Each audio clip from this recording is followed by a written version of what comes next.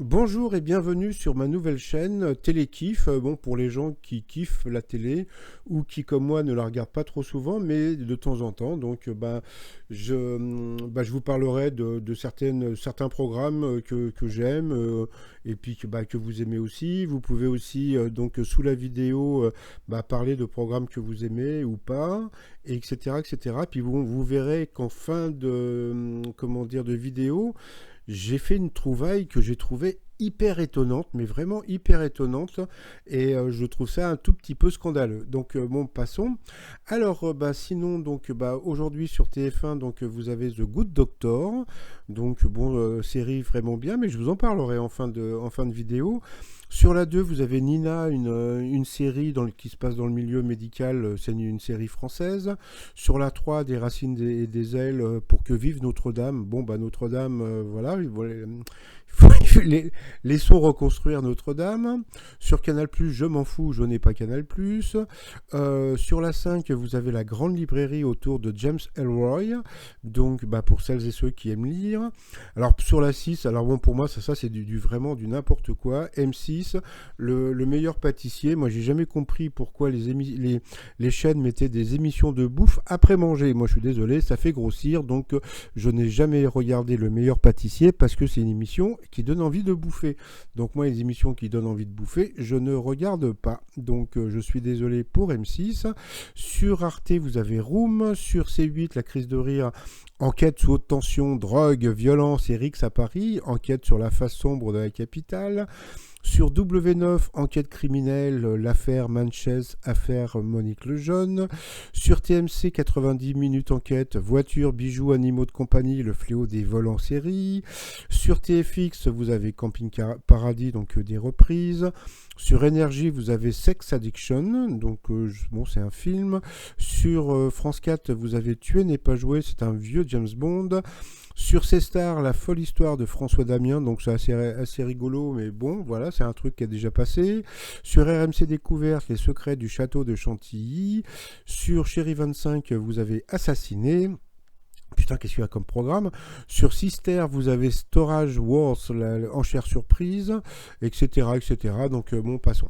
Alors, donc, ce soir, je pense que la plupart des personnes qui vont regarder cette vidéo vont regarder en général. Bon, il y a deux programmes qui vont sortir du lot, hein, c'est The Good Doctor et puis Nina.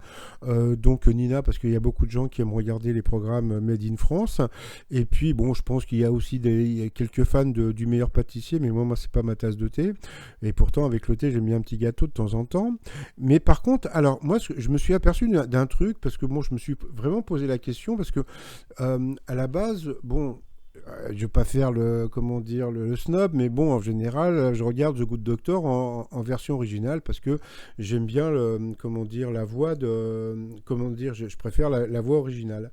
Et puis, je me suis posé la question, je me suis dit, mais qui fait la voix française de The Good Doctor? Donc, je me suis dit, tiens, ça aurait été super sympa si la voix française de The Good Doctor avait été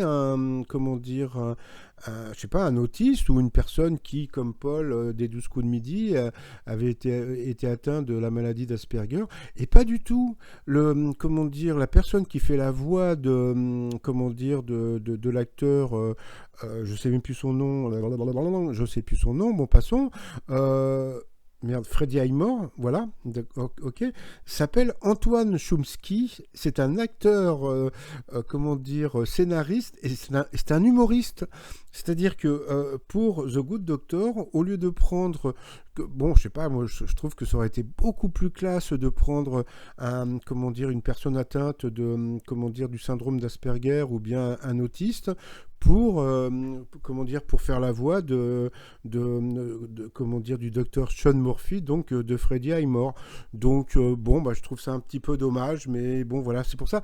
Je trouvais qu'il avait une voix un peu bizarre. Alors bon, à la base, je pensais vraiment qu'ils allaient prendre une personne atteinte du syndrome d'Asperger, etc. Et pas du tout. Donc ils ont pris carrément un acteur, et en plus ils ont pris un humoriste pour faire une personne qui est est autiste. Donc bon bah voilà, donc je trouve que c'est un tout petit peu scandaleux. Donc j'aime pas faire comment dire mon petit buzz à 2 balles, mais là je trouve que c'est assez scandaleux. Donc voilà, bah c'était tout pour aujourd'hui. Et puis bah sinon bah abonnez-vous à cette chaîne et puis bon bah je vais essayer de vous parler un petit peu de télé avant d'en produire moi aussi des émissions de télé. Allez, je vous dis à très vite, bye bye.